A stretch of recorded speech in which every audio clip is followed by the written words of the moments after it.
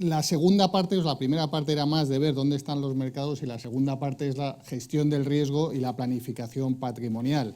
Y lo que pretendemos es lanzar el mensaje que no hay que ver solo dónde voy a invertir ahora, sino para qué se invierte y cuáles son los objetivos que se pretenden cumplir. Esto las compañías de seguros o los planes de pensiones lo tienen muy claro, que la inversión tiene un horizonte, que es algo que no debe ser puntual, sino que debe haber un cierto programa y, por tanto, todas las inversiones tienen que estar dentro de un programa y de una cierta planificación.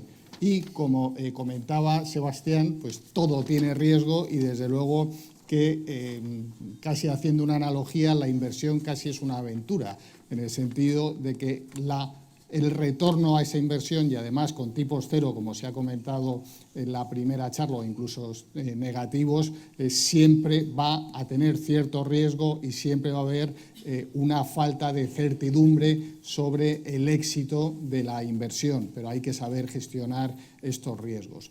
¿Cuáles son los principales factores que hay que considerar en esta planificación patrimonial y financiera? Por un lado, la inflación. Y psicológicamente no estamos preparados para pensar en rentabilidades reales, sino solo en rentabilidades nominales.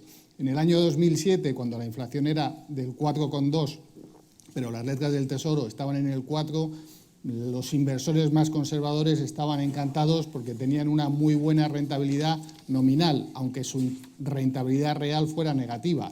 Hoy en día, las letras del Tesoro dan rentabilidad negativa y la inflación también es negativa. O sea, al final, aunque en rentabilidades reales hayamos estado en esta misma situación en el pasado, el hecho de que los tipos estén en negativos y de que no haya inflación o incluso sea inflación negativa sí que distorsiona notablemente. Hay que recordar que la inflación se le conoce como el impuesto oculto, porque la inflación lo único que hace es mermar nuestro poder adquisitivo y el poder de nuestro patrimonio. El interés compuesto es el segundo factor que es fundamental. El interés compuesto lo que hace es generar intereses sobre intereses. Al 7,2%, en 10 años una persona doblaría su patrimonio por este efecto de conseguir intereses sobre intereses.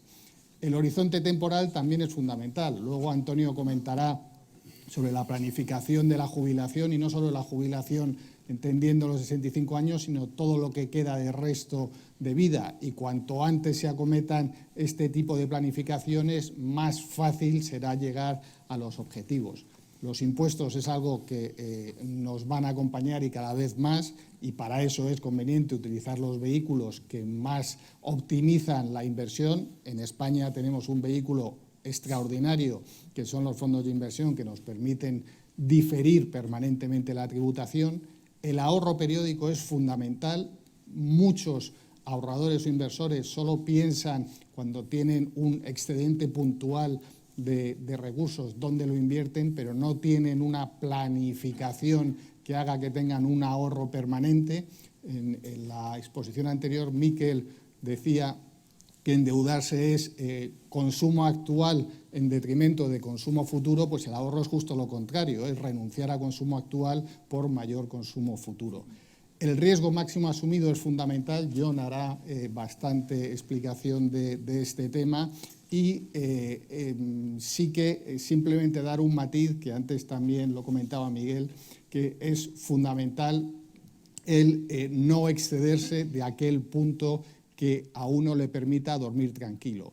Y esto tiene mucho que ver también con los robo-advisors. A uno puede meter en una página web: yo dentro de 10 años quiero tener determinado patrimonio, y te dice, pues entonces tienes que estar el 80% en renta variable, y a lo mejor al cabo de 10 años sí que se cumple esa expectativa, pero si llega a un punto en el que la caída de patrimonio puntual es más de aquella que a uno le permite dormir tranquilo, la experiencia dice que lo va a vender en el peor momento. Por tanto, hay que acomodar las expectativas con la capacidad de uno de asumir riesgos. Y los riesgos, que también comentará John cuáles son algunos de ellos, son muy variopintos. Pues riesgos de valoración lo estamos viendo ahora mismo en el mercado. Curiosamente, cuanto más líquidos son los activos, más oscilaciones tienen en esa valoración.